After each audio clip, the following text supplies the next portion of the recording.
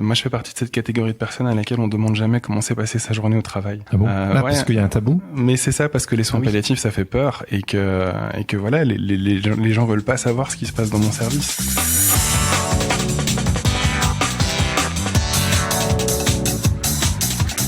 Bonjour à tous et bienvenue sur Sens Créatif, le podcast qui explore les motivations et les stratégies des artistes de l'image. Je m'appelle Jérémy Kleiss. Je m'appelle Laurent Bazar et nous sommes passionnés par la créativité que nous considérons comme une quête initiatique. Pour en savoir plus, vous pouvez nous suivre sur Instagram @senscreatif_podcast. Ce podcast est sponsorisé par Patreon et aujourd'hui, vous êtes déjà plus de 218 à soutenir financièrement Sens Créatif sur Patreon. Et pour ça, on voudrait vous dire merci. Merci.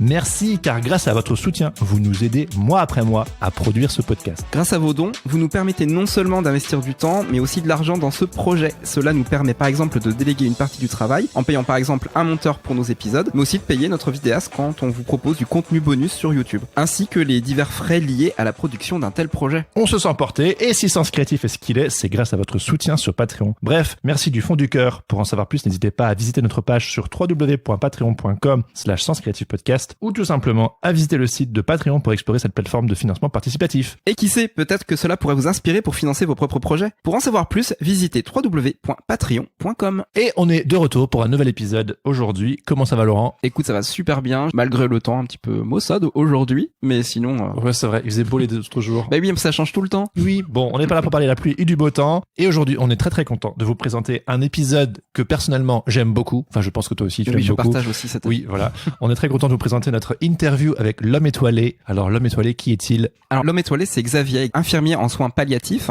dans un hôpital de l'Est de la France. Et il est également auteur de bande dessinée. Ouais. C'est incroyable, il fait 2 métiers. On a été le rencontrer dans son hôpital et c'était une très très belle expérience, une très belle rencontre humaine. Il a sorti 2 bandes dessinées intitulées À la vie et Je serai là. Et c'est une interview comme je les aime. Donc, de quoi va-t-on parler aujourd'hui? Dans cet épisode, on discute de son parcours et de ce qui l'a amené vers une carrière d'infirmier en soins palliatifs. On va aussi parler de cette philosophie palliative qui lui est si chère. De sa relation avec ses patients dont il s'inspire pour raconter son quotidien en BD. On va aussi parler de ses premiers pas en tant qu'auteur et de la genèse de ses 2 bandes dessinées. De son rapport conflictuel avec le succès et la médiatisation de son travail. De ses futurs projets en BD. Et pour finir, on geek sur la musique, le rock, le tatouage et d'un certain Elephant Man.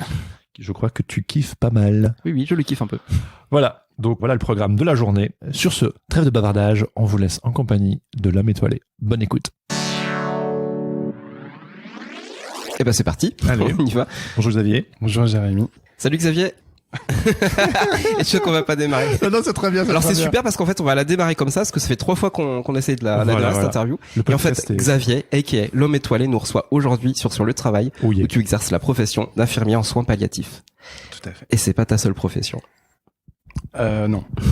Non, puisque depuis peu je suis devenu auteur aussi de bande dessinée. Exactement. Et du coup la question que tout le monde te pose, l'homme étoilé, pourquoi?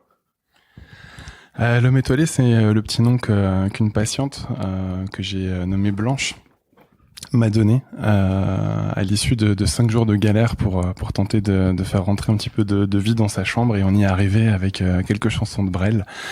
Et je pense que elle a tout simplement pas vu mon nom sur ma blouse, et donc elle me désigne comme l'homme étoilé en rapport aux étoiles qui sont tatouées autour de mon coude. Et quand il s'agit de rassembler toutes mes histoires sous un nom, celui-là m'est revenu à la mémoire, et j'ai trouvé que ça symbolisait assez joliment le message que je voulais diffuser, et autant dans les chambres que dans cette BD, donc je l'ai gardé. Oui. Est-ce que tu rajoutes des étoiles dans la vie des gens, c'est ça? De la vie en tout cas. De la vie, ouais. D'où la fameuse expression que tout le monde reprend quand on te rencontre, c'est ajouter de la vie au jour. Voilà. À défaut d'ajouter des jours à la vie. Elle est pas de moi, hein. C'est un grand oncologue qui avait dit ça, qui disait que les soins palliatifs c'était donc ajouter de la vie au jour à défaut d'ajouter des jours à la vie. Et je trouve qu'effectivement ça résume extrêmement bien la philosophie palliative, donc j'avais à cœur de la reprendre dans cette BD. Ah ouais, super. Tant qu'on est sur les belles phrases, il y a une autre phrase en fait que t'aimes beaucoup, c'est ceux qui vont mourir nous apprennent à vivre. Qui est pas de moi non plus. Voilà, qui est pas de toi non plus, mais tu vas nous expliquer en fait ça, d'où vient cette phrase. C'est une grande psychologue, Marie de Henzel, qui en a fait d'ailleurs le titre d'un de ses ouvrages. Et oui, je pense qu'effectivement le contact des personnes en fin de vie nous nous permet de nous recentrer un petit peu sur notre propre existence, ce qu'on en fait, notre vie au quotidien, et voilà, de profiter de la vie au maximum, parce qu'on se rend compte que c'est un équilibre très fragile qui peut foutre le camp à tout moment. Et donc effectivement, ouais, le contact des personnes en fin de vie, moi en tout cas, m'a permis de peut-être davantage célébrer la vie au quotidien. Ouais. Et qu'est-ce qui t'a amené sur cette voie en fait? Un pur hasard à la base. Moi, j'ai quitté le lycée et j'ai commencé une fac de psycho. Sauf que j'arrivais pas à me projeter dans la blouse du psychologue. La psyché humaine, c'est un truc qui m'a toujours fasciné, mais je me voyais pas psychologue. Et je me voyais pas médecin non plus, parce que je pense que j'étais bien trop fainéant pour me taper 14 années d'études. C'est vrai que c'est long. Ouais, c'est clair. C'est vrai que c'est long. Donc infirmier, ça m'apparaissait comme un juste compromis entre les deux. Et puis je sais pas, ce métier me fascinait, mais j'arrivais pas vraiment à dire pourquoi. Et donc je me retrouve après 2 années de psycho qui se sont pas couronnées de succès, à frapper à la porte d'un institut de formation en soins infirmiers, et je suis reçu par la directrice de l'école. Alors je m'attendais pas du tout à avoir un entretien avec elle. Que tu dessines dans ta BD, Ouais, ça. c'est ça. Ah, t'étais pas prêt, quoi. Je l'ai dessiné un peu plus sévère, elle ressemblait pas vraiment à ça, la pauvre. Mais t'étais pas prêt. J'étais pas prêt du tout, non. Et Avec ton beau t-shirt Marilyn Manson. Ouais, et là par contre j'ai été cool, ouais, parce que le t-shirt était vraiment dégueulasse. Il y avait Marilyn Manson en grand dessus, mais je m'attendais tellement pas à être reçu par la directrice que moi je suis venu les mains dans les poches, quoi. Je déposais mon dossier d'inscription un peu. Et puis oui, voilà, tu portes le t-shirt dans ta vie de tous les jours et tu puis portes plus. Non, c'était un t-shirt de la période Hollywood. Alors, ouais, il était en grand dessus et j'étais mort de gêne. La directrice, elle a dû se dire, c'est qui ce gars-là? Je sentais qu'elle était pas open pour Marilyn Manson. En fait. Et puis elle me demande ce que je viens faire là, et je sais pas quoi lui répondre en fait, parce que moi je suis vraiment venu par intuition. Et véritablement, elle me questionne. Je sens qu'elle essaie de gratter pour comprendre quelles sont mes motivations profondes. Et la première chose qui m'apparaît comme une réponse, c'est effectivement mon rapport un peu compliqué avec les nombreux problèmes de santé de ma mère quand j'étais enfant, qui m'ont un petit peu mis face à une certaine forme d'impuissance que j'ai mal vécue étant enfant, et avec laquelle je pense sur laquelle j'essaie de travailler en tant que jeune soignant. Et puis au décours de mes nombreux stages, je l'aborde dans Je serai là. C'est le souvenir de mon arrière-grand-mère qui m'est souvent revenu à la mémoire. Ça a été le premier décès que j'ai connu, le premier deuil. C'est ça. Ma nénène, ouais. Ouais, c'est ça. Et du coup, ma première expérience finalement avec les soins palliatifs, parce que j'étais à son chevet dans les derniers instants de sa vie, elle ne parlait plus. Et malgré tout, c'est les meilleurs moments que j'ai vécu avec elle, parce qu'on communiquait énormément par d'autres biais, en fait, par le sourire, le regard, le toucher. Et moi, ça a été des moments que j'ai vécu avec beaucoup d'émotions, de richesse. Et je me suis rendu compte, en fait, quand j'ai découvert les soins palliatifs, que j'avais envie de reproduire cette expérience véritablement. Ouais. Oui, tu en parles aussi dans ta BD que quelque part en soignant les autres, les soignants pensent leurs propres blessures. Ouais, j'en suis convaincu. Ouais. Et ça fait combien d'années que t'es soignant du coup? 12 ans. 12 ans. Et donc en 12 ans de temps, t'as pu un peu penser tes propres blessures? Ouais, oui, mais je me rends compte que c'est un processus qui s'arrête jamais en fait. Il y a pas un moment où alors peut-être qu'un jour j'arriverai au bout du chemin et je me dirai c'est bon, là j'ai accompli ce que je voulais accomplir, mais je me rends compte que moi ça me donne beaucoup de valeur en fait de m'occuper de mes patients, de m'investir dans chaque chambre pour tenter d'apporter à toutes ces personnes dans des situations très compliquées un peu une espèce de parenthèse de vie, de plaisir, de joie, de bonheur. Et c'est vraiment quelque chose qui me nourrit, qui me fait du bien. Et c'est un processus sans fin en fait. Il y a pas un moment où je me dis c'est bon, j'ai assez donné, maintenant je passe à autre chose. Peut-être que ça arrivera un jour, j'en sais rien, mais c'est ce que j'explique souvent à l'occasion d'interviews ou de dédicaces, c'est que ce rapport privilégié, par exemple, que j'ai eu avec Nani, une patiente dont je raconte l'histoire dans La Vie, qui m'avait symboliquement adopté comme petit-fils. C'était la première fois que j'entretenais une relation si particulière avec une patiente. Mais par la suite, des nannies, il y en a eu plein d'autres, en fait. des nannies et des papilles, on va dire. Et alors pas des personnes, enfin ça n'a pas été la même histoire, mais je me suis rendu compte que je me suis investi au chevet de plein d'autres patients de cette même manière, comme une manière de penser ces blessures de petit-fils qui a pas pu accompagner ses grands-parents à la fin de leur vie. Donc ouais, c'est un processus sans fin en fait. Ouais. Mais ce rôle de soignant, c'est aussi un rôle d'accompagnant, mais aussi de passeur. Et quand tu es confronté à des personnes qui sont, on peut dire, victimes de la maladie, c'est quoi toi ton rapport au syndrome du sauveur en fait? Comment tu abordes en fait ce ressenti? Je pense que déjà les soins infirmiers s'inscrivent pas dans l'art de guérir, mais dans l'art de soigner. Et ça c'est un truc qu'on m'a appris assez rapidement à l'école. Notre but c'est pas de les sauver les gens, c'est de les soigner, c'est de les accompagner. C'est le rôle du médecin de les sauver ou pas si malheureusement il n'y arrive pas. Et nous, en soins palliatifs, je pense que voilà, très rapidement, on a fait le deuil justement de cette guérison. On sait que la plupart des patients qui franchissent les portes de notre service en ressortiront certainement un jour ou l'autre décédés. C'est pas le cas de tous les patients, et ça c'est toujours important aussi de le préciser. Faut le préciser, c'est pas un mouroir. C'est ça, c'est que on n'accueille pas que des patients en fin de vie et on n'accueille pas que des fins de vie imminentes. On a des patients qu'on suit parfois pendant plusieurs mois, voire plusieurs années. Notre rôle, c'est aussi d'accueillir les patients qui sont en cours de traitement et pour lesquels les traitements peuvent se compliquer d'effets secondaires compliqués. Ouais, d'où le passage par l'hôpital en fait. C'est ça, contrarier un retour à la maison dans les bonnes conditions. Et donc notre rôle c'est vraiment de faire le tampon entre l'hôpital et les soins curatifs et le retour à la maison quoi. Et je me suis paumé dans ce que je disais. Et tu vas y revenir. Le syndrome du sauveur. Voilà, c'est le syndrome du sauveur. Et donc, je pense que nous tous et toutes, soignants en soins palliatifs, on sait que on peut pas sauver ces patients. C'est pas notre mission en plus. Notre rôle, c'est de les accompagner au mieux, c'est de leur permettre de vivre ces derniers instants de vie le plus confortablement possible, le plus sereinement possible, et c'est là-dedans en fait qu'on s'investit au maximum.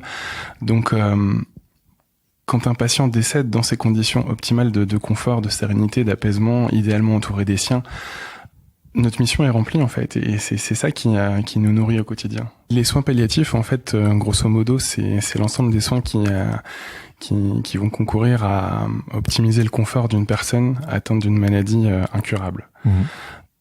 Ça passe aussi bien par des soins techniques, médicamenteux, l'équilibre antalgique notamment, vraiment adapter le traitement au mieux pour optimiser le confort physique du patient. Et puis après il y a aussi tout le volet accompagnement humain, psychique, moral, social aussi. Donc c'est un service dans lequel on a vraiment une équipe pluridisciplinaire qui va être composée d'infirmières, d'aides-soignantes, de médecins, d'ergothérapeutes, d'assistantes sociales, de psychologues, etc., etc. Le but, c'est vraiment, dans tous les domaines possibles et imaginables, optimiser le confort de vie du patient, s'inscrire dans son projet de vie, que ce soit de retourner à la maison si c'est possible, d'y décéder si c'est possible, de réaliser l'un ou l'autre projet, en fait, si c'est possible. Il y a la notion de singularité en fait du patient ou de la patiente, c'est-à-dire que chaque personne est différente, donc forcément chaque approche et chaque relationnel que tu vas avoir avec eux vont être vraiment différents, quoi. Totalement, ouais. Et j'ai eu l'occasion d'intervenir en école d'infirmière et c'est ce que j'aimais bien dire à mes élèves, c'est que moi j'aime bien comparer mon taf au taf d'un enquêteur en fait. C'est que chaque jour, quand je rencontre un nouveau patient ou une nouvelle patiente, je sais pas qui est dans ce lit, je connais pas cette personne et j'ai besoin en fait j'ai besoin d'aller à sa rencontre, de comprendre qui je soigne, de comprendre ce que cette personne attend de moi et de comprendre qui elle est aussi pour arriver à trouver la corde à faire vibrer pour amener quelque chose de plus, quelque chose de différent en fait dans cette chambre. Moi, il y a une phrase qui m'a énormément touché dans ton boulot, et justement qui vient un peu à l'écho à ce que tu dis, c'est ton travail, c'est d'accompagner les gens, c'est pas de les devancer. Alors c'est dit beaucoup mieux dans la bande dessinée, mais moi je trouve ça trop beau parce qu'on a souvent un petit peu cette envie d'apporter des réponses ou de devancer, mais en fait, et puis vu le sérieux de ton travail, t'es obligé de marcher à côté des gens. Et moi je trouve ça super beau, quoi. On pourrait dire que c'est écouter avant d'agir, mais toi tu parles aussi de beaucoup observer. même avant d'écouter, parce t'as des patients qui ne parlent pas. C'est ça, mais en fait c'est être là, et c'est pour ça que j'étais content de donner ce titre à ce deuxième album. C'est que je pense que l'essentiel de notre travail, c'est juste pour la petite parenthèse, c'est je serai là, mais en fait tu parles du passé. Du quoi? Dans je serai là, en fait, ce sont des flashbacks, en fait. Ah oui, c'est ça qui est intéressant. Oui, bien sûr. Excuse-moi. Oui, mais en fait, je pense que c'est notre premier engagement en tant que soignant en soins palliatifs, c'est d'être là. Je pense que tout réside dans cette volonté à se montrer disponible à tout instant. Je pense que c'est l'essentiel de la médecine palliative, et effectivement, je pense qu'accompagner une personne, c'est ce que je dis, c'est pas aller au devant d'elle, c'est marcher à ses côtés, à son rythme. Je pense que c'est assez humain. Quand on identifie un problème, on veut y trouver une solution immédiatement. Et en fait, si tu adoptes cette logique-là dans les relations humaines, ça marche pas, parce que tes solutions ne conviennent qu'à toi, et encore, elles vont pas forcément convenir à la personne qui est en face de toi. Et face à l'évidence de la maladie, à l'imminence de la mort, chacun trouve ses solutions en lui-même, et nous, on est peut-être simplement un guide, une porte ouverte pour instaurer du dialogue autour de ça, de la communication. Mais en aucun cas, en fait, on apporte de solutions. On aide juste les gens à cheminer vers leurs solutions pour faire face à ces moments assez pourris, en fait, de la maladie et de la fin de vie. Ouais. Et pour faire le pont avec ton travail d'auteur de bande dessinée, ces moments en fait que tu as passé avec ces personnes, quand on lit ton fil Instagram, qu'on lit la bande dessinée, on se rend pas compte en fait du cheminement narratif et du process en fait d'écriture qu'il y a derrière, parce que ça t'a pris des années. Et on a l'impression que c'est un petit peu jeté parce que c'est de l'autobiographie, donc forcément il y a ce côté d'instantanéité pour le lecteur. Mais toi justement, quel est ce process en fait, comment t'es allé chercher ces histoires-là? Qu'est-ce qui t'a donné au départ l'idée de les mettre en bande dessinée finalement, de les raconter? Ça a été une succession de rencontres en fait, de moments très forts, et en parallèle avec un constat assez triste, c'est que je le dis tout le temps avec un peu d'humour, hein, c'est que moi, je fais partie de cette catégorie de personnes à laquelle on demande jamais comment s'est passée sa journée au travail. Ah bon? Parce qu'il y a un tabou? Mais c'est ça, parce que les soins palliatifs, ça fait peur, et que voilà, les gens veulent pas savoir ce qui se passe dans mon service. Mais en même temps, quand j'en parle, j'ai fait le constat qu'on m'écoute toujours avec beaucoup d'attention, parce que même si on veut pas savoir, quand on en parle, vu que les soins palliatifs, en tout cas vu que la fin de vie, ça nous concerne ou nous concernera tous un jour ou l'autre, les gens ont envie de savoir ce qui se passe en fait. Et moi, ça me frustrait, parce que je me rendais compte que mon service et mon travail étaient entourés de beaucoup de mystères, d'inquiétudes, alors que c'est pas le constat que j'en faisais au quotidien quand je suis dans mon service en fait, où j'ai vraiment l'impression, enfin, où je prends mon pied en fait. J'aime ce que je fais, j'aime me donner à mes patients. Et je vais pas mentir, hein, c'est pas rock'n'roll tous les jours non plus, mais en tout cas on essaye. Et spécifiquement toi aussi. Parce que dans le service en fait, entre membres du personnel en fait, vous racontez aussi les histoires. Faut passer aussi les anecdotes qui sont passées dans la journée, parce qu'elles sont importantes à transmettre. Donc il y a déjà en fait cette idée de passer l'histoire. Donc qu'est-ce qui te donne envie de les passer à un cercle beaucoup plus grand en fait d'initiés? Mais déjà c'était ça, c'était de montrer aux gens ce qu'est véritablement mon travail, ou en tout cas un des aspects de mon travail. Et l'élément déclencheur, ça a été ma rencontre avec Mathilde. C'était cette patiente qui s'est donné pour mission de m'apprendre le suédois dans ses derniers instants de vie. Et ça a été une prise en charge, mais tellement forte, tellement bouleversante, une patiente qui m'a tellement remué, que le jour de son décès, je me suis dit je peux pas garder ça pour moi en fait. Il faut que j'en fasse quelque chose, il faut que je le pose sur le papier. J'avais pas du tout l'intention d'en faire autre chose que de le poser sur le papier comme devoir de mémoire, on va dire. Et puis j'ai commencé en fait à l'écrire, à la dessiner cette histoire, et je me suis dit mais il faut que je partage ça, il faut que je montre aux gens en fait les beaux moments de vie, de partage, d'humanité et même d'amour en fait qu'on peut vivre dans mon service. Et à Mathilde a succédé Blanche, Roger, et puis toutes ces histoires en fait que j'ai partagées. C'est devenu une évidence en fait que je devais partager tout ça. D'une part parce que c'était important pour moi, par devoir de mémoire, et d'autre part parce que j'avais véritablement envie de briser les idées reçues autour de cette espèce de mouroir des soins palliatifs. Ouais. Et donc le vecteur de la bande dessinée, ça a été une évidence, mais tu vas peut-être nous raconter comment t'es venu au dessin, d'où ça vient cette passion pour le dessin aussi. Moi, je pense que c'est dans notre ADN. Ah voilà, j'étais sûr que ça allait parler de Belgique. C'est parti. Je pense que c'est. Moi, j'ai appris à lire dans la bande dessinée, et je crois que la première BD que j'ai lue, c'était un Tintin. Et je connais pas. Tu te souviens de quel Tintin? Je crois que c'était l'affaire Tournesol. Ouais. Ouais. C'est pas mon préféré, mais c'est ton premier souvenir. Ouais, je me souviens. Je sais plus. Je passais un examen médical, je sais plus lequel, et ma maman m'avait offert cette BD. Et dans la salle d'attente, on était en train de la lire. Alors je sais plus quel âge j'avais, mais je la lisais avec beaucoup de difficultés. Il y a beaucoup de bulles. Ouais. Celui-là est particulièrement complexe. Et mais c'est mon tout premier souvenir, de lecture. Et puis. Enfin voilà, on avait des abonnements au Spirou, au Mickey et tout ça. Et moi, mon papa, il m'apportait des robes douces parce que mon papa est flamand et du coup c'était les recueils de Spirou, tu sais, de quand il était petit. Il était aussi abonné au journal Tintin à l'époque quand ça existait aussi. Donc moi ça a vraiment essayé. Mais vu que je lisais pas encore à l'époque et je lisais pas le néerlandais non plus à cette époque-là, c'était vraiment que les images quoi. Enfin bref, c'est pour le petit aparté. Mais moi voilà, je suis très fier d'avoir bossé pour Spirou. Voilà, comme ça. Oui, tout le monde a dit son anecdote. C'est vrai. Voilà. Excuse-nous Xavier. Il devient désagréable. Oui, donc voilà, moi j'ai appris à lire dans la BD. J'ai dévoré la BD toute mon enfance. Et puis l'anecdote qui est assez marrante avec Tintin, c'est que j'adorais Tintin, mais je trouvais ces personnages tellement chiants que je les redessinais en fait.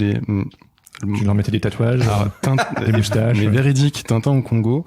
En plus, ça va faire plaisir à beaucoup de monde. Oui. Je l'ai trouvé tellement chiant à lire en fait que du coup, je lui ai rajouté des piercings, de la barbe, des tatouages, et je me suis fait engueuler. Mais tu l'as gardé? Non, malheureusement. Ah, franchement, ce serait mythique. Ça serait incroyable. Tintin revu par l'homme étoilé. Carrément. Il y aurait quelque chose. Bon, après, j'ai arrêté. Mais oui, j'ai bouffé de la BD toute mon enfance et ça s'est imposé comme une évidence parce que j'adorais en lire, j'adorais dessiner, j'adorais reproduire aussi les personnages des bandes dessinées. Et c'est le médium avec lequel je me sens le plus à l'aise.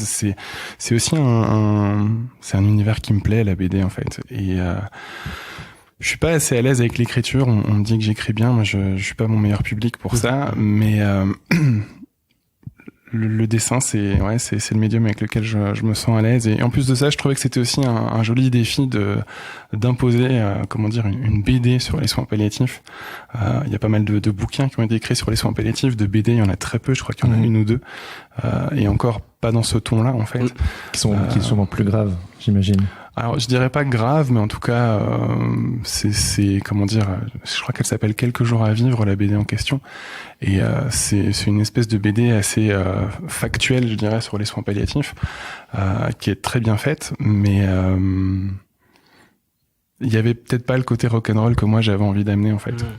Ouais, et qui rend ta bande dessinée et tout ton travail hyper touchant. C'est sûrement que tout le monde te le dit, mais c'est le côté vraiment. Mais je me lasse pas de l'entendre. Ouais, bah voilà, mais c'est émouvant, genre à chaque fois je l'avais déjà lu, j'avais lu tes 2 BD quand il y avait pas encore l'intégrale, et puis je l'ai relu pour le bien de l'interview.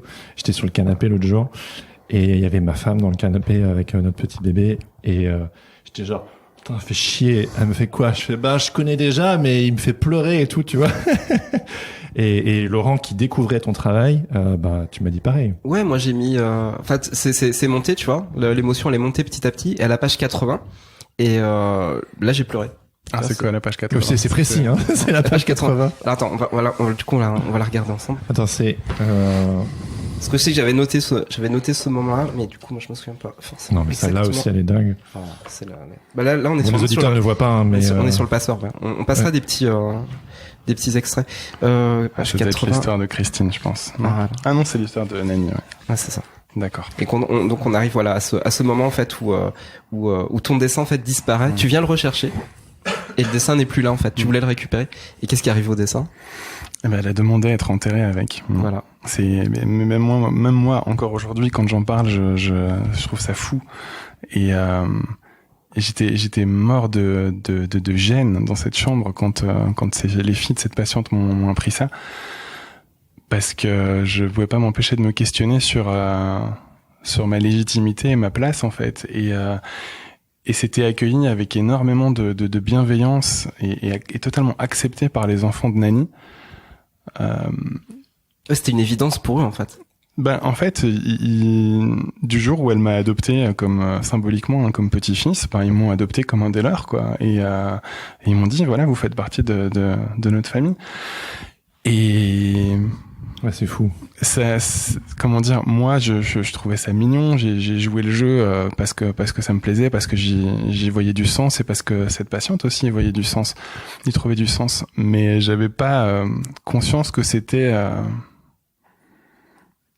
aussi, comment dire, aussi fort pour elle. Je pensais que ce n'était que de l'humour, mais en fait, je me rends compte que finalement, pas tant que ça, parce que même moi, à la fin de l'histoire, je veux récupérer ce dessin parce que je veux récupérer un souvenir d'elle. Oui, bien sûr. Et d'ailleurs, ce qui est assez joli, c'est que quelques mois après la sortie d'À la vie, en dédicace, les petits enfants de Nani sont venus me retrouver. Et en fait, ils avaient pris une photo de ce dessin quand il était affiché à son téléviseur.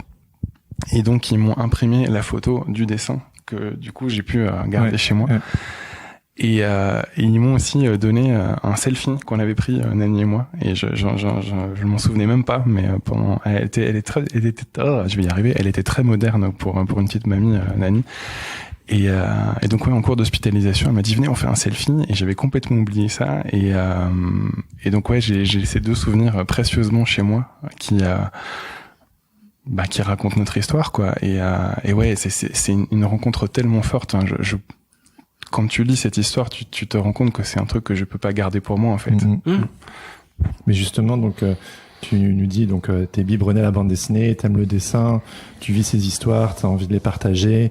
Dans l'intégrale, on voit à la fin aussi un petit peu tes premiers dessins aussi par rapport à L'Homme étoilé. Mais je me demandais, par exemple, tu me parles de Mathilde qui est un peu le point de départ de toute cette histoire. Mais je pense que ton premier dessin de L'Homme étoilé, c'était en 2012, quelque chose comme ça.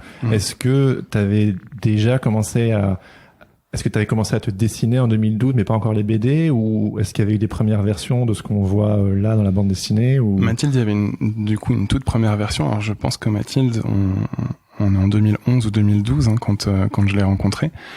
Et donc c'est vrai, c'est la première histoire que j'ai posée sur le papier, mais je savais pas trop quoi en faire. Je savais pas. Ça ressemblait pas à ce qu'on voit aujourd'hui. Non, du tout, non. Ok. Et je l'ai laissé se reposer un long moment, et en fait la plupart des histoires d'À la vie, et surtout Je serai là, puisque Je serai là, c'est vraiment ce chemin en fait de mon entrée dans cette école d'infirmière jusqu'à ma prise de poste en soins palliatifs. Ouais. Mais la plupart de ces histoires, ces histoires sont assez vieilles en fait. Certaines ont plus de 10 ans, et je pense que c'est le temps qui m'a fallu pour les digérer et pour en extraire vraiment l'essence et le message.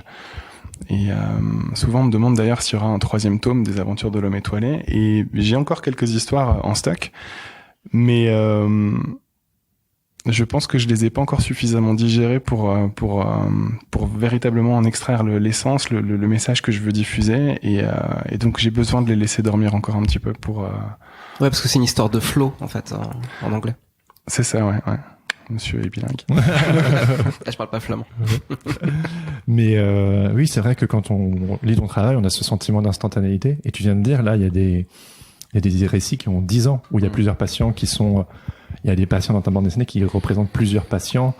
Et donc c'est un vrai travail de maturation. Nous, on a l'impression, parce que l'autobiographie, il y a de plus en plus d'auteurs qui le font aussi, on a cette impression que tu as vécu ça dans ta semaine et que tu le dessines le soir, et puis mais en fait c'était l'effet d'Instagram non quoi. Aujourd'hui oui, ça m'arrive, comme ça. Dans les histoires longues, effectivement, il y a beaucoup d'histoires qui sont assez anciennes. Je crois que les histoires les plus récentes, c'était celles de Nani et Christine. Tu les avais toutes dessinées, les histoires, ou alors t'as été puisé dans ta mémoire? Comment ça s'est passé? Parce que celle de Mathilde, tu l'avais déjà dessinée, écrite, mais est-ce que c'est le cas de toutes les histoires? Non du tout. Avant d'écrire À la vie, j'avais déjà publié 4 histoires sur Instagram. Celle de Mathilde et de Blanche, je les ai entièrement retravaillées pour À la vie. J'avais publié celle de Christine et Nani, et Christine et Nani, je les ai publiées assez rapidement en fait.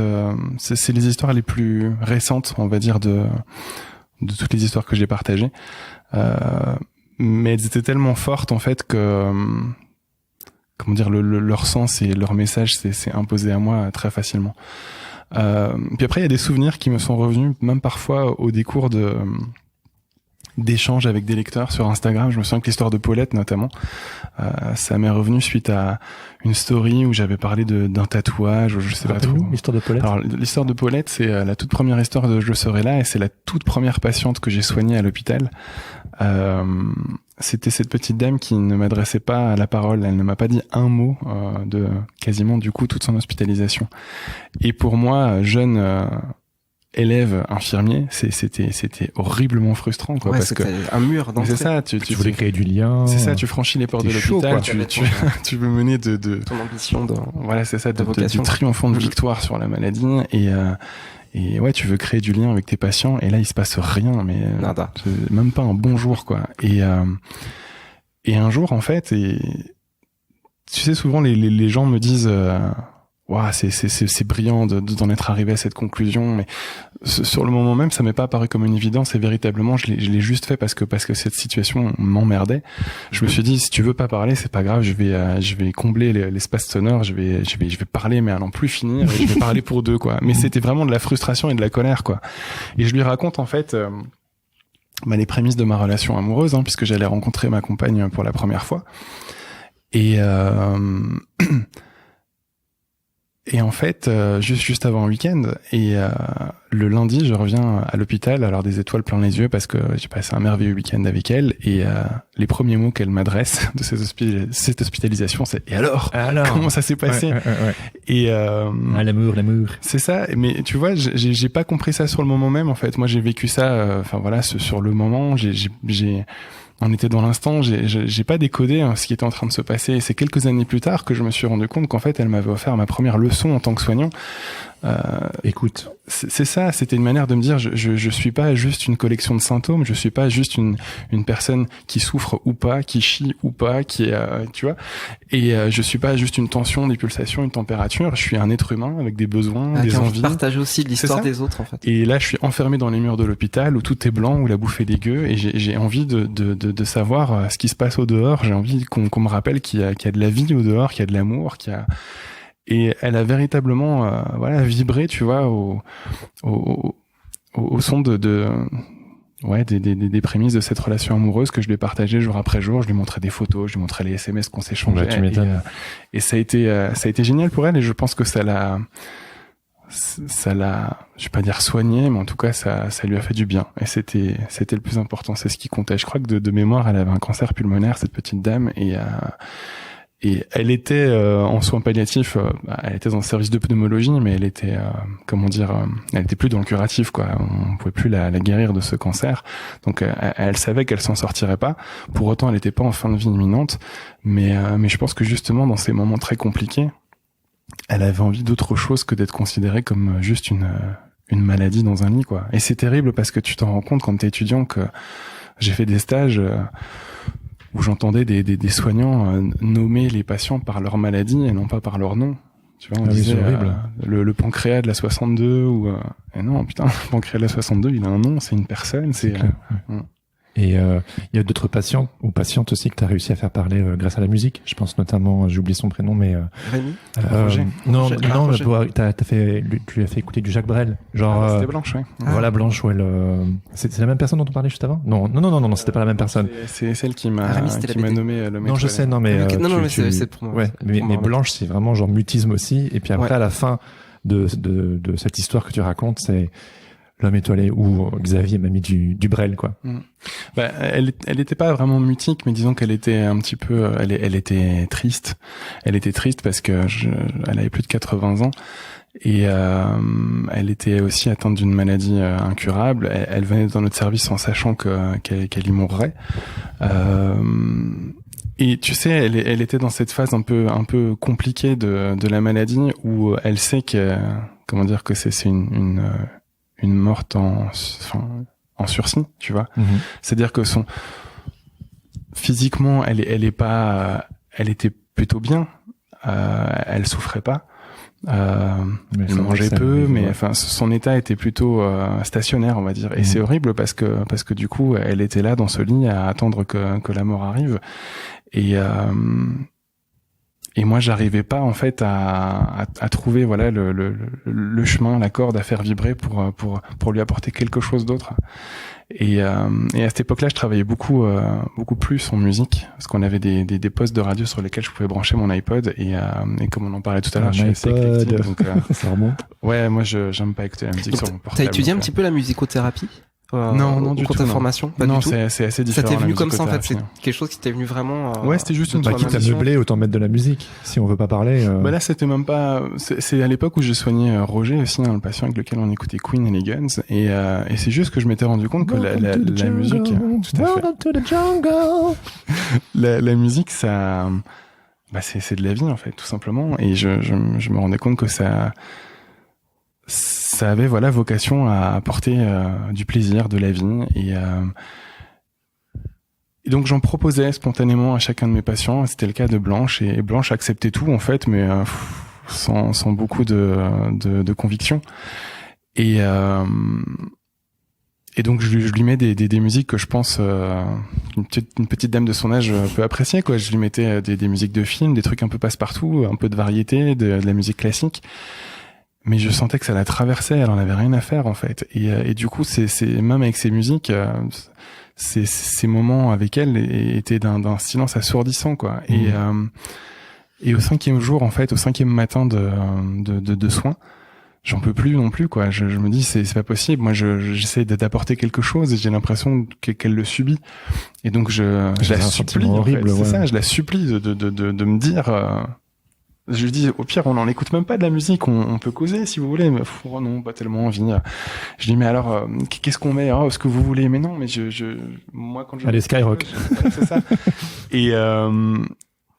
Et donc, à force d'insistance, elle finit par me dire Brel du bout des lèvres, et je suis tellement content qu'elle m'ouvre cette micro-porte que je m'engouffre dedans, et je lui mets du Brel, et je danse sur Brel, et je chante sur Brel avec elle. Et je me souviens que j'avais pris son pied à perf avec sa perfusion en guise de micro, et je la fais rire en fait. Et c'est une telle victoire parce que au bout de 5 jours à trouver cette dame si triste dans son lit, lui décrocher un rire, tu le vis vraiment comme un accomplissement, quoi. Bien sûr. Et je sors de cette chambre et ça s'arrête là, et le lendemain, je croise sa fille dans les couloirs que j'avais jamais vue avant, et elle passe à côté de moi, elle voit mes étoiles sur mon bras, et elle me dit « Ah, c'est vous alors ?» Et je la regarde un peu interloquée, elle me dit « Hier, quand je suis rentré dans la chambre de ma maman, je l'ai vue sourire pour la première fois depuis très longtemps, et quand je lui ai demandé ce qui se passait, elle m'a dit « C'est l'homme étoilé qui m'a mis du Brel. » C'est de là que ça vient, ouais. Et voilà, c'était... Et donc, tu fais vraiment des concerts, tu fais un peu le cirque dans la chambre. C'est l'impression qu'on a quand on lit la BD. Et c'est vrai que c'est hyper, c'est une bouffée d'oxygène quand on lit la bande dessinée. On a parfois du mal à imaginer que ça peut se passer dans un hôpital en soins palliatifs, mais tu fais des solos de guitare, de fausses guitares dans les chambres, tu fais du Queen. Il faut garder à l'esprit que c'est des parenthèses, tout ça. C'est pas comme ça tous les jours. Et c'est ce que j'explique aussi souvent, c'est qu'il y a des jours où il se passe rien, il y a des semaines où il se passe rien, il y a des rencontres dans lesquelles voilà, je le disais, mon taf, c'est un peu un taf d'enquêteur. J'essaie de comprendre qui je soigne, mais je ne noue pas des liens particuliers avec chacun de mes patients. Ouais, bien sûr. Ouais. Quelque part, tant mieux. C'est un juste équilibre en fait. Et puis sinon, tu serais le rigolo de service en fait. Et puis et puis je pense que ce serait très. Aller voir l'homme étoilé, quoi. C'est ça. Mais en fait, tu sais, c'est un peu, comment dire, l'étiquette que je porte malgré moi aujourd'hui, c'est que vu qu'à la vie a offert j'étais bien médiatisé quand la vie est sortie. Il y a pas mal de familles aujourd'hui qui me reconnaissent, et je sens parfois dans leur regard, ou alors c'est peut-être parce que je suis un peu parano, mais je sens dans leur regard que ça crée une attente. Une attente, ouais, voilà. Et quel genre d'attente? De retrouver en fait quelle histoire formidable vous allez vivre avec mon père ou ma mère, ou tu vois. Est-ce que vous allez en faire une BD? Ce qui est terrible, puisque voilà, on est quand même face à la maladie et finalement un diagnostic qui est souvent terrible, quoi. C'est surtout que Cette attente, elle est un petit peu étrange. Tout ça, c'est très spontané. Moi, je calcule pas, en fait. Je rentre dans la chambre de mon patient, j'apprends à le connaître, je vois où. Et tu fais déjà ton travail en premier, quoi. Ouais, bien sûr. Où je peux aller, et je vois, voilà, ce qu'on va broder autour de cette relation de soins ou pas. Et d'ailleurs, très souvent, il se passe rien, en fait. Faut rester humble par rapport à ça. Moi, il y a beaucoup de soignants avec lesquels je travaille, et beaucoup de patients que je soigne, où voilà, on restera jamais rien d'autre qu'un soignant et un soigné. Et c'est pas grave, c'est ok aussi. Et puis après, il y a ces patients avec lesquels il se passe quelque chose de plus. Et c'est tous ces patients que je raconte à travers ces histoires. Et mais du coup, c'est vrai que ça crée une forme d'attente qui me met un petit peu en difficulté parce que j'ai pas ni l'envie ni la prétention d'être un super infirmier, d'être meilleur que les autres, et d'avoir quelque chose de plus à offrir, en fait. C'est juste, je sais pas, un moment où les étoiles s'alignent, tu vois, et où tu dis putain, c'est là que je dois aller, ouais, et je sais que si je lui offre ça, il va se passer quelque chose, quoi.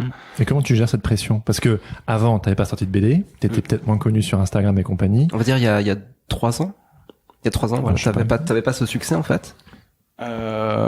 Ou c'était déjà présent sur Instagram? Parce que t'as commencé sur Instagram. J'ai commencé à publier mes histoires en 2017 sur Instagram. Alors le succès a été croissant, mais c'est vraiment quand La Vie est sortie, voilà. Et avec la médiatisation, on va dire, de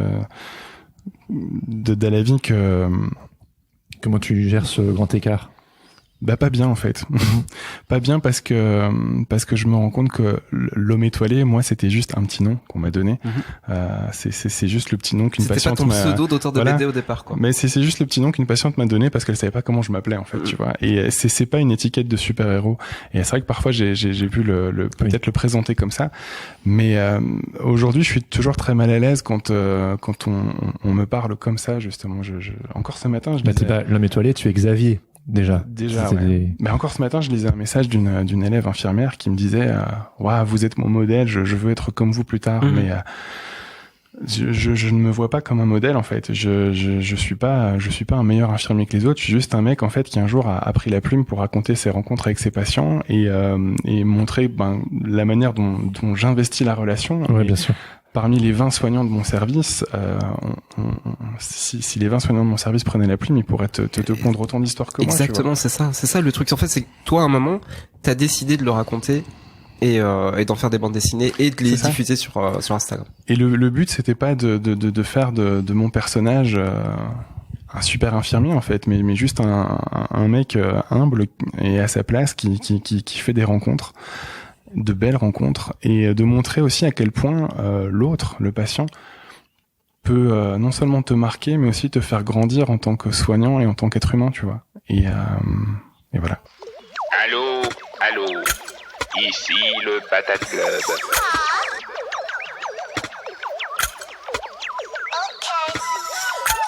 Et nous interrompons quelques secondes cet épisode, car si vous êtes encore là, ça veut probablement dire que cet épisode vous plaît. Et si c'est le cas, pourquoi ne pas venir en discuter sur le Discord Sens Créatif, qui est gratuit et ouvert à tous. Vous pouvez aussi soutenir financièrement le podcast en vous abonnant sur Patreon. Ça nous aiderait énormément, et ainsi vous deviendriez membre du Patate Club, histoire d'accéder à des tonnes de bonus. Pour en savoir plus, cliquez sur le lien présent dans la description de l'épisode ou attendez la fin. Un ou une membre du Patate Club vous expliquera tout. Allez, retour à l'épisode.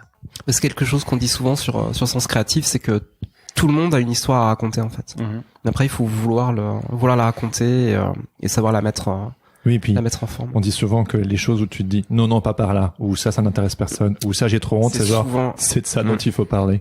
Je l'avais posté sur Instagram, hein, je me souviens que j'en avais parlé avec un copain avant toute cette aventure.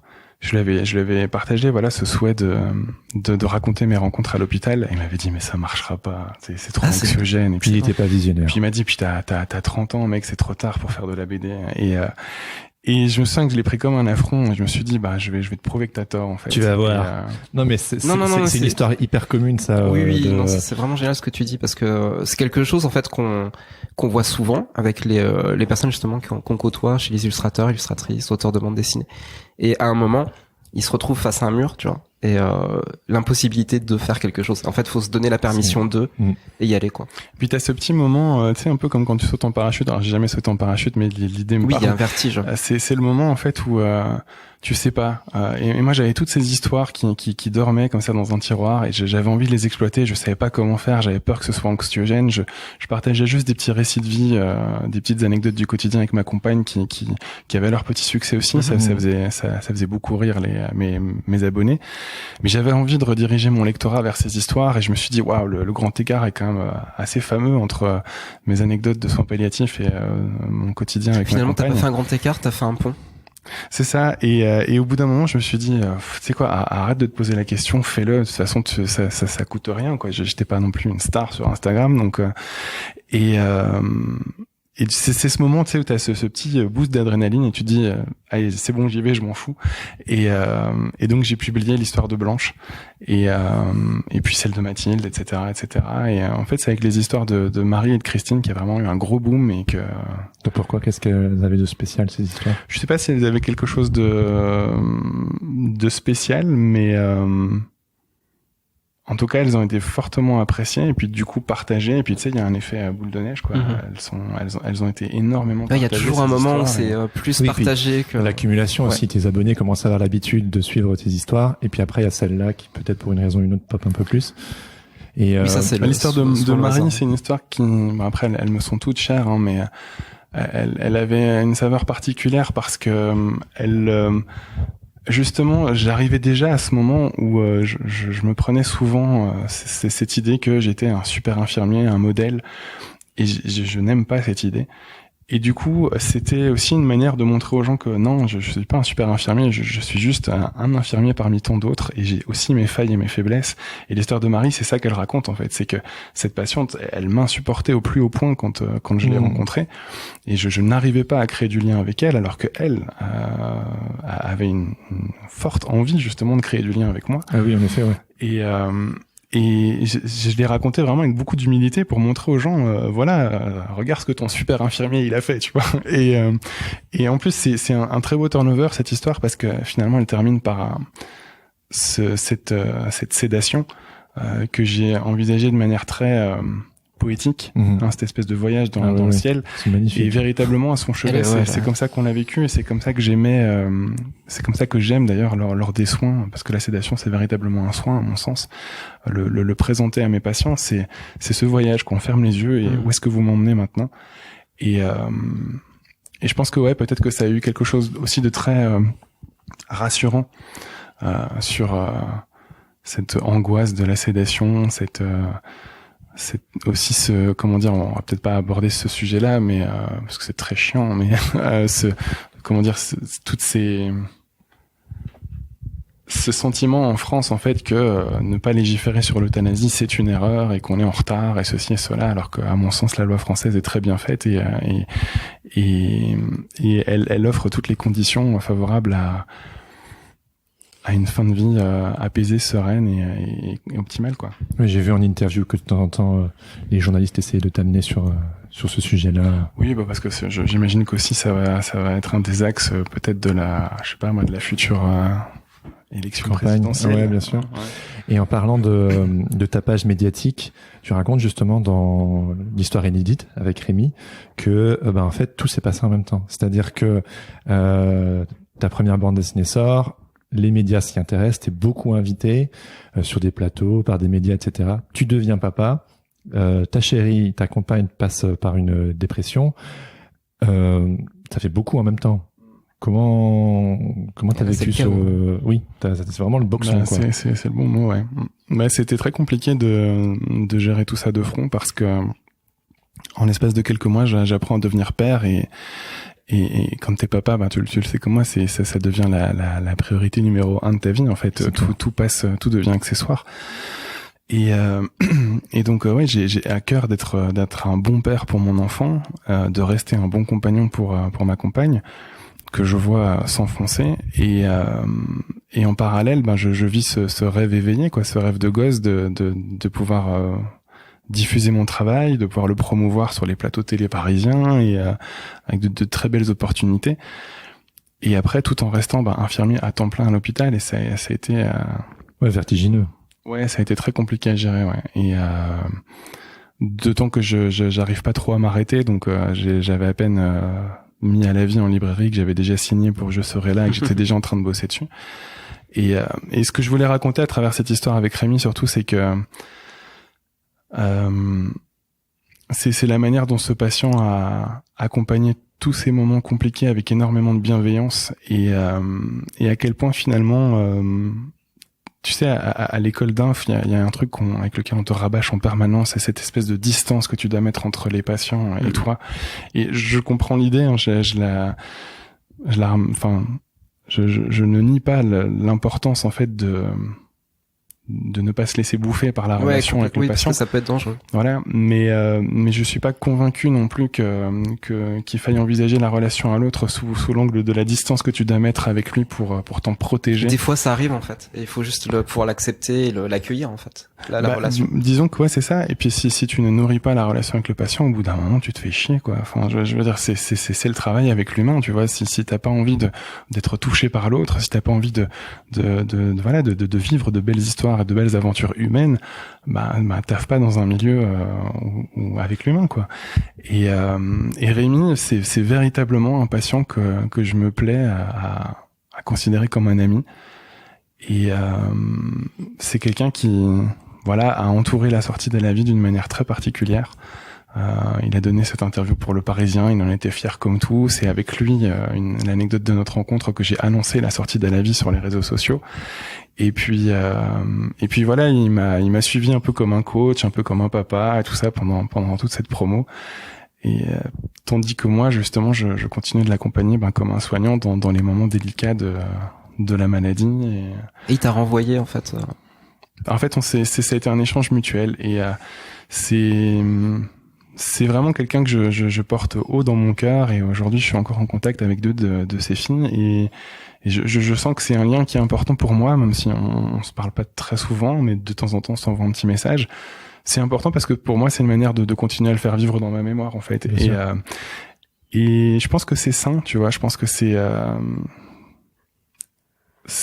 juste montrer à quel point ces personnes peuvent être plus que de simples patients. C'est des personnes qui traversent ta vie et laissent un peu d'elle derrière elle quoi, dans ta vie. Et moi j'ai envie de garder ce souvenir, j'ai envie de le porter en moi, j'ai envie de me rappeler que ça fait partie des beaux moments que j'ai vécu. C'est pas juste du travail quoi, c'est pas juste poser une paire, donner un médicament, et c'est rencontrer des gens et t'imprégner de tout ce qu'ils peuvent t'apporter quoi. Ouais. Eh ben, je t'ai mentionné ça avant qu'on enregistre, mais j'ai dit que ma maman, elle était bénévole en soins palliatifs, donc c'est un univers que je connais un petit peu à travers elle, même si je l'ai jamais accompagnée. Du coup, je lui ai offert Je serai là, donc évidemment, elle a été énormément touchée, etc. Et avant de venir te rencontrer, je lui demandais, je lui ai dit, est-ce que tu aimerais poser une question à Xavier?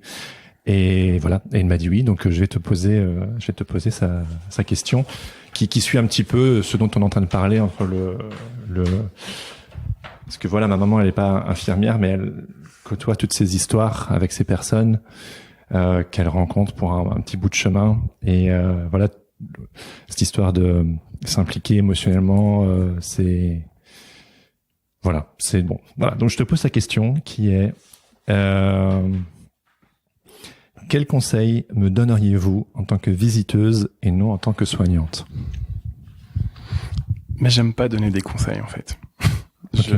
Je pense que justement au quotidien j'essaye de m'abstenir de donner des conseils. Mais peut-être qu'au-delà du conseil, peut-être simplement de quelle manière on peut aborder la visite en fait en soins palliatifs quand on vient voir ses proches. Professionnels. Je pense que l'important c'est justement d'accueillir, et je pense que le bon taf d'un bénévole en soins palliatifs, c'est ça, c'est de rentrer dans une chambre et de voir comment il est attendu, comment il est accueilli, et de simplement se laisser porter par la rencontre. Et parce que c'est cette rencontre qui va définir le chemin qu'on va emprunter à deux ou pas. Il y a des patients qui sont pas du tout ouverts à l'idée de recevoir un bénévole ou une bénévole dans leur chambre, d'autres qui au contraire sont très preneurs de l'idée, et de la même manière, moi en tant que soignant, dans une chambre c'est pareil en fait, il y a des patients qui m'accueillent à bras ouverts, et puis d'autres ok, posez votre perf et puis vous pouvez disposer. Et j'ai pas vraiment de conseils à donner, si ce n'est de se laisser porter en fait, de peut-être, ouais, comme j'essaie de l'illustrer dans l'histoire de Paulette, de pas oublier que derrière la maladie, toutes ces personnes sont des êtres humains avec des désirs, des besoins, des envies, des aspirations, des rêves, certains réalisés, d'autres pas. Et je pense que c'est important de ne pas l'oublier, de les considérer avant tout comme des êtres humains plutôt que comme des malades. Voilà. Souvent, tu sais, tu le lis dans la littérature, hein, le malade, les malades, et tout ça, c'est pas que des gens malades en fait, c'est juste des êtres humains comme toi et moi.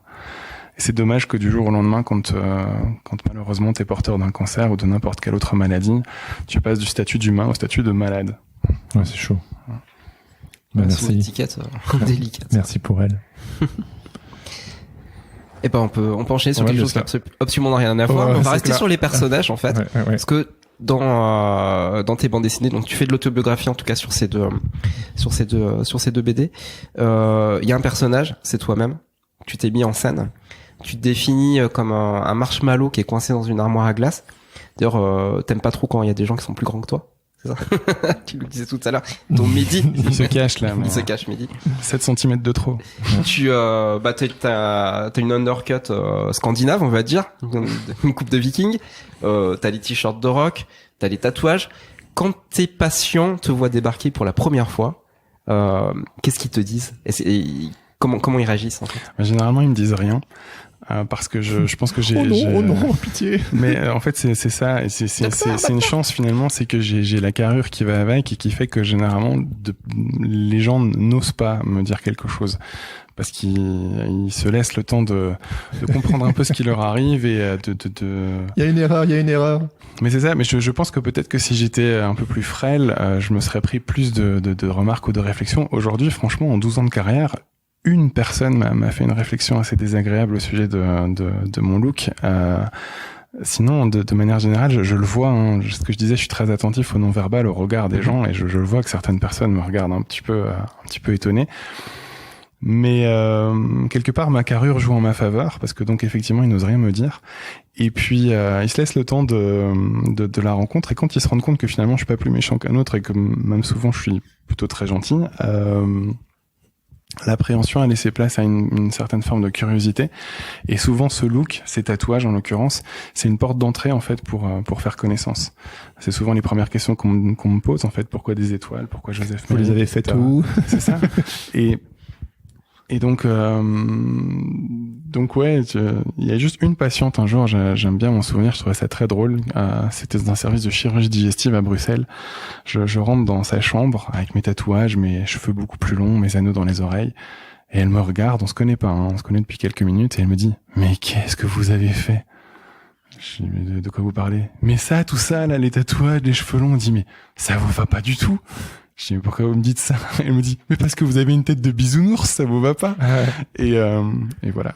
Et Marshmallow dans une armoire à glace, c'était une psychologue du premier service de soins palliatifs dans lequel j'ai bossé qui m'avait qualifié comme ça, et je trouvais que ça me résumait assez bien en fait, parce que c'est vrai que sous ma carrure, mes tatouages, mon look un peu on va dire atypique pour l'hôpital, dans le fond je suis une petite guimauve quoi, donc Mais souvent, est-ce que, si je peux faire une caricature, est-ce que les métalleux, par exemple, ne sont pas un peu tous des guimauves? La plupart que je connais le sont. Bah voilà, moi aussi. Donc après, je me considère pas comme un métalleux, j'ai juste le look. Non, oui, enfin la caricature, voilà, hein, tu vois. Que je voulais avoir depuis que je suis gosse. En fait, moi, je fantasmais sur des Axl Rose avec des tatouages partout, des longs cheveux et tout ça. Et ça réussit. Et voilà. Je dis ça dans le sens où moi, je me considère pas forcément comme un métalleux non plus, mais on en parlait dans la voiture pour venir. Moi, j'écoute des musiques dites musclées ou voire extrêmes pour certaines personnes, comme du hardcore ou du punk ou un peu de métal ou des trucs comme ça. Et je me souviens que j'avais quelques amis comme ça qui disaient: mais ça fit pas avec comment. Enfin, je pouvais autant écouter les Beach Boys que je pouvais écouter Converge juste après. Et j'avais un oncle comme ça qui était genre: mais comment c'est possible de passer de l'un à l'autre? Et mais moi, je sais que personnellement, pour moi, c'est un défouloir incroyable quand je vais à des concerts de hardcore, quand j'en sors. Ma femme me dit vivant, mais elle me dit tout le temps, tu sais, j'arrive, je suis tout dégoulinant, je rigole comme un gogol, et elle est genre, t'as un halo de lumière autour de toi, t'es tout bien. Et je me demandais si pour toi, est-ce que les musiques dites extrêmes, c'est aussi une sorte de catharsis, notamment parce que j'imagine que tu côtoies des histoires peut-être pas des histoires douloureuses aussi. Moi, je pense que la musique, elle accompagne ce que tu ressens à l'intérieur de toi, en fait, et je peux pas nier que ouais, sous le côté très lumineux d'Homme étoilé en BD, je suis quelqu'un de parfois en colère, même souvent. J'ai aussi mes petits côtés un peu sombres. J'ai aussi mes côtés un peu tristes. Et donc j'écoute la musique qui accompagne le mieux ça. Mmh. J'écoute très peu de choses gays en fait en général, de choses joyeuses en dehors de Queen. Et encore Queen, quand t'écoutes la discographie, il y a beaucoup de trucs qui sonnent très, je vais pas dire mélancoliques, mais je pense qu'effectivement, en tout cas dans les musiques extrêmes, c'est peut-être ce qui permet je sais pas, d'évacuer parfois un trop plein de colère, de frustration, et puis de revenir à la vie normale avec un peu plus de disponibilité. J'imagine quand tu rentres le soir, que tu reviens en voiture, tu t'envoies des playlists en fonction de vraiment de tout, du ressenti. Mais ouais, c'est ça. Mais c'est vrai que j'ai écouté beaucoup de métal extrême, comment dire, à l'adolescence. Et tu sais, il y a une espèce de crescendo comme ça dans le métal. Hein, c'est que tu t'entres par la petite porte. Linkin Park, le néo-métal. Bah c'est ça. Tu passes par le néo-métal. Avant, j'avais écouté Nirvana et des trucs comme ça. Et puis en fait, il y a un moment où quand t'as goûté à cette espèce de violence musicale, t'en veux toujours plus en fait. Et le death, le black. Exactement. Et au bout d'un moment, bah t'as un petit peu fait le tour du truc. Et après, tu reviens à. Aujourd'hui, j'écoute toujours du métal, mais j'en écoute moins. Oui. Et moi aussi, j'écoute beaucoup plus de rock en fait, et j'écoute énormément de trucs assez éthérés, assez calmes. J'écoute énormément de Katatonia par exemple. Alors c'était un groupe de death metal à la base qui a viré en espèce de rock un peu mélancolique. Il y en a beaucoup qui font ce cheminement-là. Ouais. Bah, j'imagine qu'à force de mettre ta colère et ta rage, au bout d'un certain temps, elle est évacuée, t'as envie de te calmer. Tu évolues, en tant que musicien, tu évolues en tant qu'artiste, tu évolues besoin. tout le temps dans ta vie, et tu passes par des phases. Et ce que tu avais besoin en fait d'envoyer à un moment, bah ça se transforme en fait. Ça devient autre chose. Moi, je suis quelqu'un d'assez calme en fait, et j'écoute la musique qui me permet on va dire de maintenir cet équilibre dans l'humeur, dans le comportement, et donc ouais, j'écoute beaucoup de trucs très très calmes. Et puis quand il y a des moments où ça va moins bien, ben peut-être qu'effectivement le métal m'aide à extérioriser tout ça et à revenir au calme après, quoi. C'est un équilibre en fait. La musique, je pense que c'est vraiment une thérapie au quotidien. Moi, il y a pas un jour où j'en écoute pas, quoi. Je me lève en musique, je m'endors en musique tous les soirs, et voilà. Et le cinéma? J'adore le cinéma. Attention, il y a un piège. C'est vrai. C'est vrai que depuis cette aventure éditoriale, je passe beaucoup moins de temps devant les écrans. Mais tu portes le cinéma sur ton bras. Ouais. Notamment une histoire. Alors une histoire qui était portée au cinéma. Qui était portée au cinéma. Ouais. Mais c'est quand même c'est quand même lié au travail de David Lynch, donc, sur Elephant Man. Moi, c'est un film qui me touche énormément. Je pleure à chaque fois devant ce film-là. Je pense que c'est vraiment un de mes films préférés, un de mes films de chevet.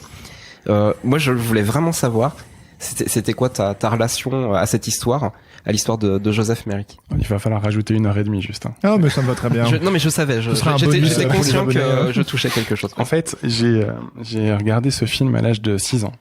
Et, oui, quand même, d'accord. Une très bonne idée de mon père. Très bien. Et bon, à la base, c'était une très bonne idée, le pauvre, mais je pense qu'il avait décodé, voilà, toute la beauté enfin, le beau message en fait que véhiculait ce film et cette histoire. Sauf qu'il n'avait pas pigé qu'à 5 ans, 6 ans, on n'a pas c'est difficile à appréhender. Voilà, c'est ça. Il y a des scènes terribles. Et donc, moi, je pense que la première chose qui m'a marqué, forcément, c'est cette difformité. Et j'ai toujours été très sensible aux difformités des gens. Et je pense que il y a quelque chose de très visuel en fait. J'imprime ça et j'arrive pas à le décrocher de mon esprit pendant des semaines, et j'ai véritablement vécu ce visionnage comme un traumatisme, et je l'hallucinais la nuit. Ça a été très très très violent. Mais rien que l'évocation, j'ai eu la musique du film qui a tourné dans ma tête pendant 13 ans. Et donc, à 18-19 ans, je fais cette fac de psycho, et je me retrouve à un moment où je me plais plus dans ce que je fais, donc j'arrête la psycho, et j'ai un moment d'errance comme ça où j'écume la bibliothèque parentale et je tombe sur la biographie d'Elephant Man, et je me dis, tiens, j'ai jamais été capable de revoir le film, j'ai jamais été même capable de revoir en photo Joseph Merrick. Peut-être qu'en lisant ce livre, je vais l'appréhender différemment. Et là, ça a été une putain de claque, parce que je me suis rendu compte qu'en fait, pendant 13 ans, et je pense que j'en ai voulu à mon père pour ça, pendant 13 ans, j'ai conservé le souvenir d'un monstre, d'une personne qui était absolument tout sauf monstrueuse. En tout cas, elle l'était malheureusement d'apparence, mais à l'intérieur, c'était un homme bien plus lumineux et beau que 99% de l'humanité, quoi. Et le hasard a voulu que, après avoir lu ce livre, le film est passé sur Arte, je crois, à l'époque. Et j'ai pris mon courage à deux mains, je l'ai regardé comme ça. Et en fait, ce mec était devenu tellement beau.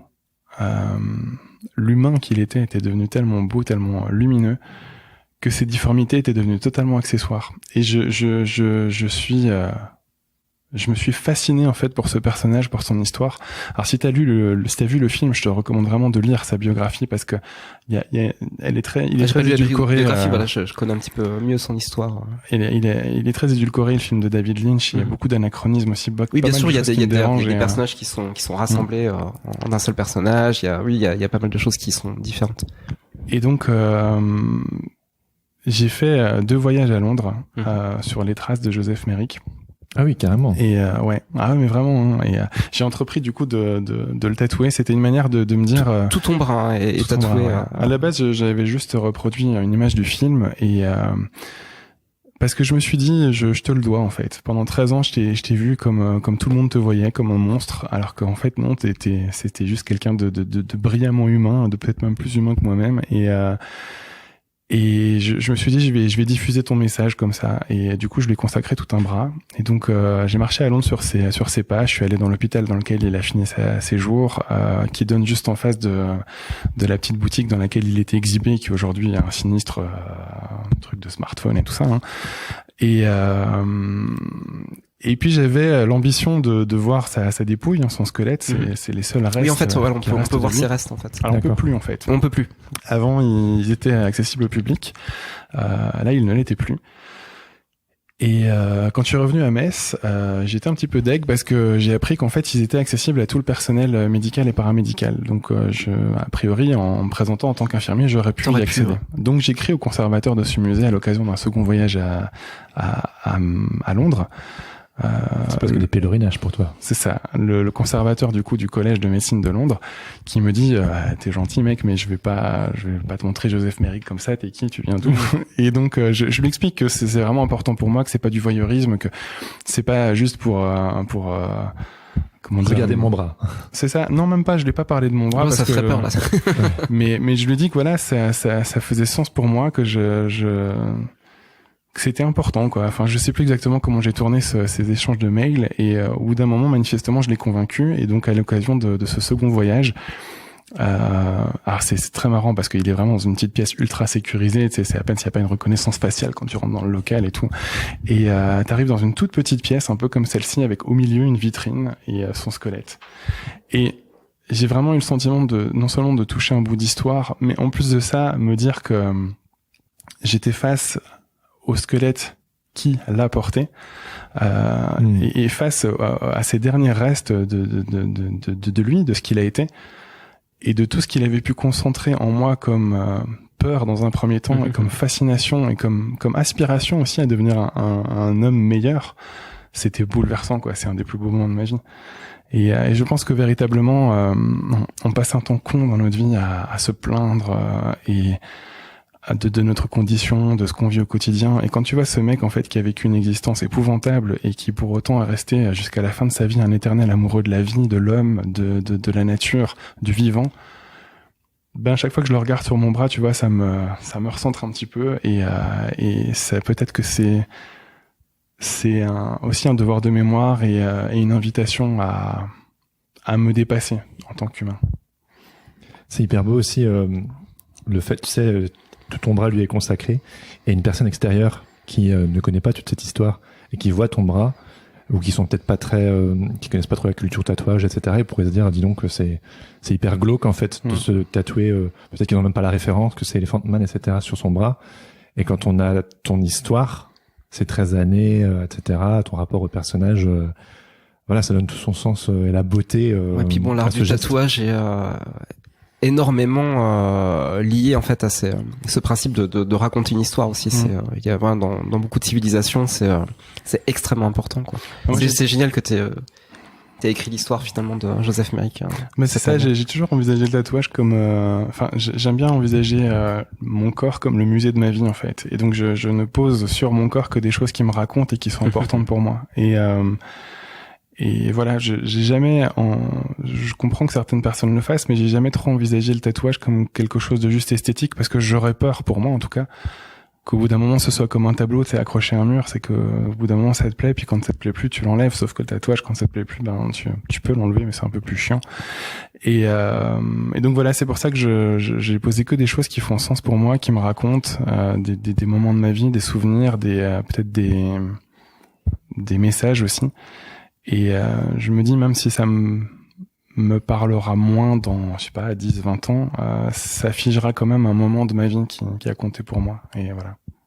Bah, c'est Kiss, non, sur tes doigts? Non, c'est Queen. C'est Queen, tu vois, je suis, tu reconnais pas? J'ai failli dire Queen là.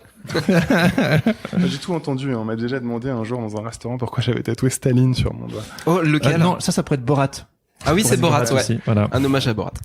Alors j'ai dit c'est juste en attendant de mettre Hitler, Mussolini. Quelle horreur. Non mais Queen, vite fait, bien fait. Pourquoi Queen sur les doigts du coup?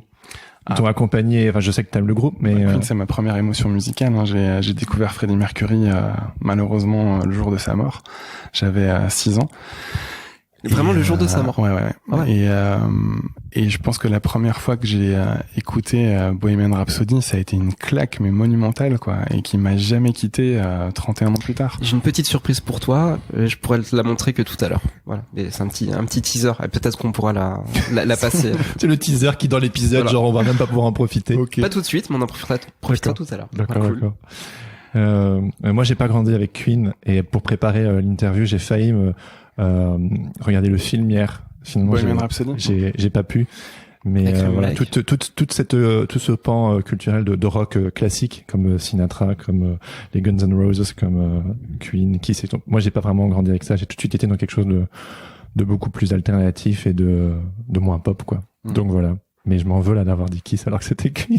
En plus c'est vrai, Kiss ils ont tu les aurais reconnus. Ils ont une seconde histoire, ces tatouages, c'est que j'ai posé sur mon corps 2 souvenirs de la conception de mes bouquins, à la vie et je serai là.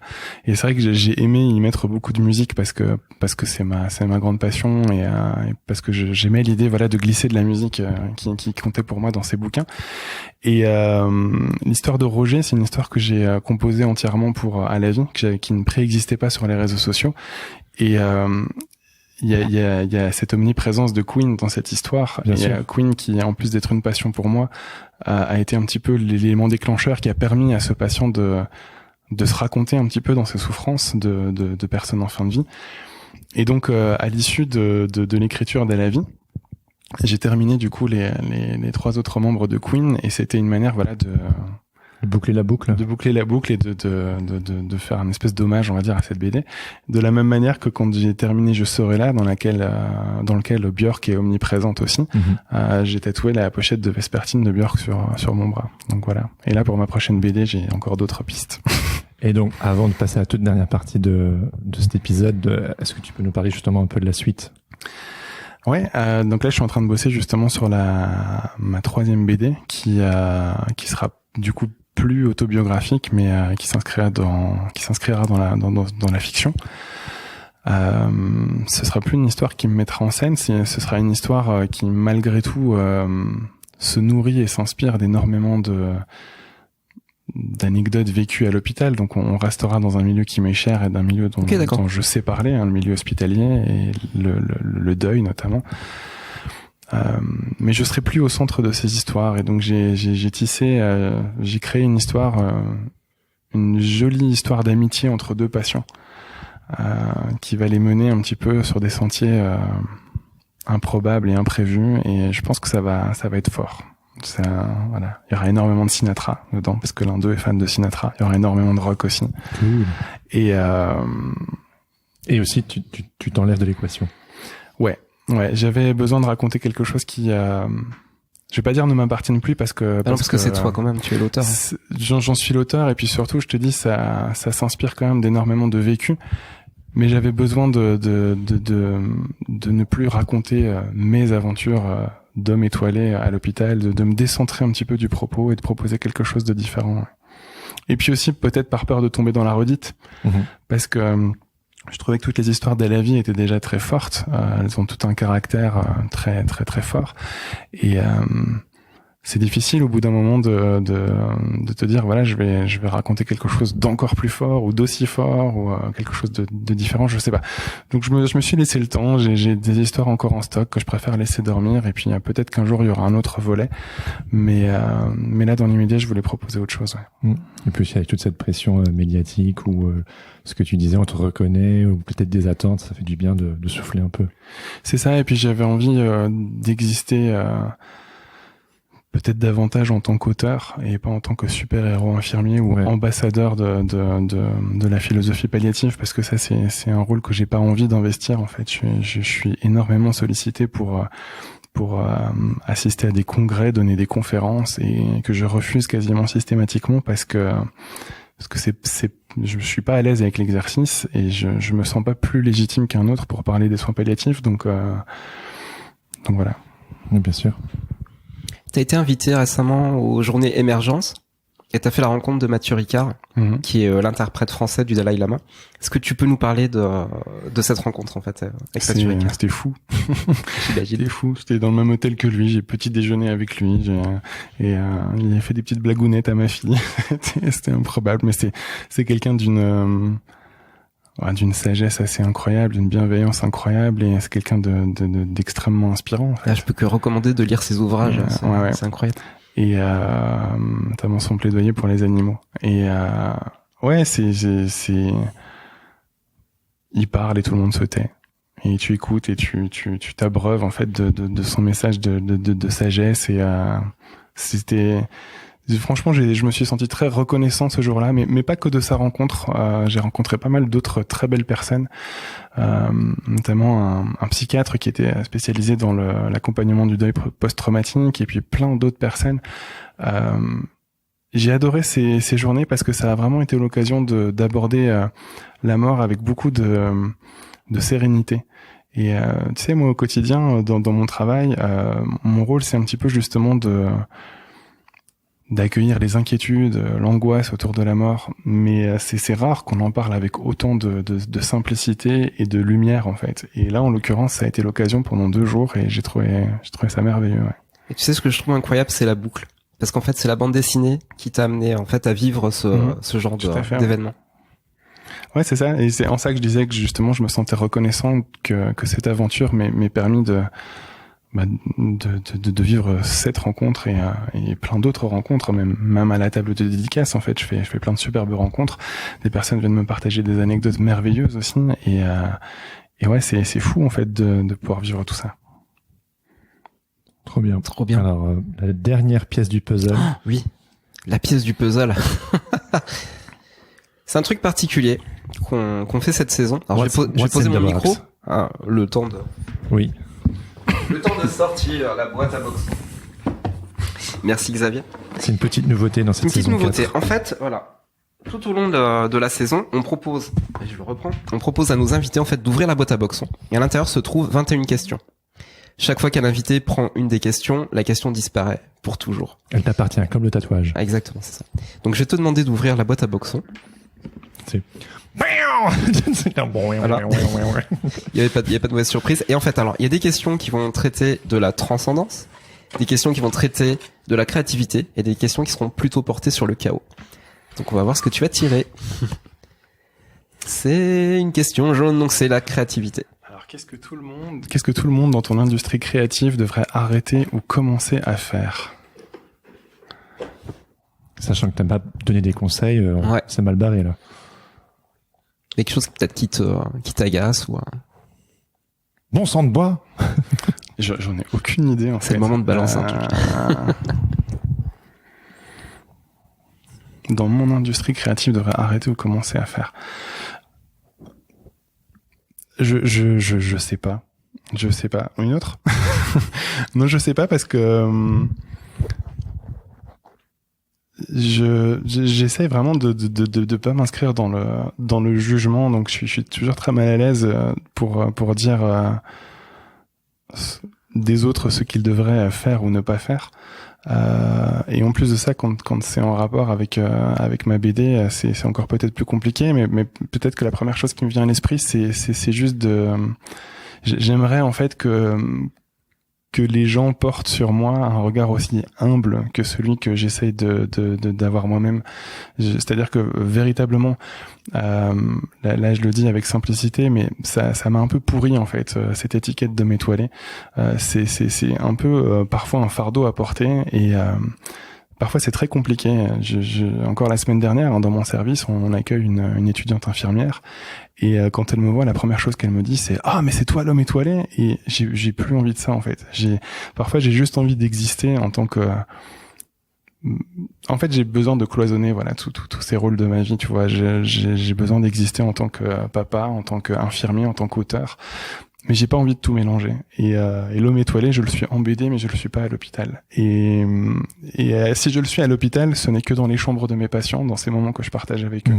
Et donc la seule chose que j'aimerais arriver à faire, c'est peut-être à expliquer aux gens que l'homme étoilé, voilà, c'est pas un super-héros en fait, c'est juste un raconteur d'histoires. Et tant mieux si ces histoires font sens pour les gens, tant mieux s'ils y trouvent un message d'humanité, de bienveillance, d'amour, et si c'est rassurant pour eux. Mais vraiment, j'ai l'impression d'avoir passé ces 2 dernières années à déconstruire quelque chose en fait, à déconstruire cette idée selon laquelle je suis un super infirmier, un ambassadeur de la médecine palliative, et non, voilà. C'était une super réponse. Merci Xavier. Merci Xavier. Merci infiniment pour ton temps. C'était passionnant. Mais c'est moi qui vous remercie. À bientôt. À bientôt. C'était notre épisode avec l'homme étoilé. Qu'est-ce que t'en as pensé, Laurent? J'ai trouvé vraiment hyper touchant l'échange qu'on a eu avec Xavier. J'ai vraiment l'impression de pouvoir vraiment aller explorer des sujets qu'on n'a pas l'habitude d'aborder sur Sens Créatif, parce qu'on parle de la mort. Oui. Et Xavier est très généreux. Finalement, dans son partage d'expérience, c'est aussi fabuleux de voir que on peut avoir 2 fronts, deux métiers dans 2 univers différents et les rassembler en fait, faire ces passerelles là. Quelque chose qui vient de l'enfance pour lui. Les deux, il a toujours voulu faire ça. Les 2 sujets viennent de l'enfance chez lui. Il a toujours voulu faire ça et il arrive tant bien que mal finalement à gérer tout ça. Plus le succès aussi qui est pas évident quand on en parlait. Ouais. Voilà, on a un métier qui est un petit peu confidentiel aussi. C'est pas tout à fait évident en fait de faire ce type de métier. Et quand tu rajoutes le succès d'un métier différent dessus, ça crée des perturbations justement. Ouais, j'ai beaucoup apprécié qu'il s'est ouvert à ce sujet-là, la médiatisation, le regard des gens dans la rue, à l'hôpital, les personnes qui le suivent sur Instagram. Il a cette intimité en fait avec ses patients. Il a aussi ce lien qu'il a avec sa communauté. Enfin, je veux dire, il y a un gap très intéressant dont on a parlé avec lui. Ouais, carrément. Donc si vous ne connaissez pas encore l'homme étoilé, on vous invite à le suivre sur Instagram ou à acheter une de ses bandes dessinées, disponibles dans toutes les bonnes librairies de France. Et maintenant, il est temps d'écouter les témoignages de Quentin Dron, qui aimerait vous dire 2 mots au sujet du Patreon et du Patate Club. Merci Jérémy et Laurent, salut, c'est Quentin from Sydney in Australia et je suis une patate. Vous voulez une preuve? C'est qui la patate? C'est toi. C'est moi la patate? Oui. C'est pas faux. Grande. Une grande patate? Oui. C'est pas faux non plus. Toi aussi, tu veux être une patate? Tu veux échanger sur plein de sujets ou problématiques liées au monde de la création? Tu as besoin de conseils de pros ou juste de causer sur des sujets aussi variés que la parentalité versus la créativité? Tu veux partager tes expériences de clients relous, genre « Quentin, tu peux m'envoyer une vidéo en JPEG s'il te plaît ?» C'est une vraie histoire. Ou si tu veux tenter d'expliquer à Laurent Bazar pourquoi Matrix est le plus grand film de notre génération, rejoins-nous sur le Discord Sens Créatif. Et si tu veux aider les deux zozos là, à proposer du contenu encore plus qualitatif si c'est possible, tu peux comme moi rejoindre le Patate Club et soutenir Sens Créatif financièrement.